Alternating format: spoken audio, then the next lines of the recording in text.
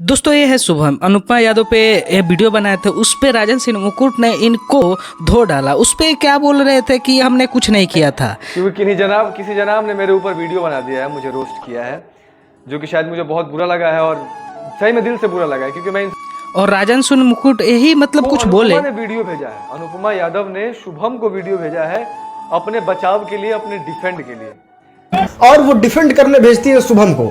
अब शुभम जो है उनको हम लोग देखते हैं निष्पक्ष पत्रकारिता के लिए, लेकिन यहाँ पे ये चाटुकारिता करते नजर आ जाते हैं। उन्होंने ये भ्रम माथा में से आप निकाल दीजिए राजन भाई, ये भ्रम अपने माथा में से निकाल दीजिए। अनुपमा यादव मुझे वीडियो क्यों भेजेंगे भाई कि लीजिए मुझे डिफेंड करिए।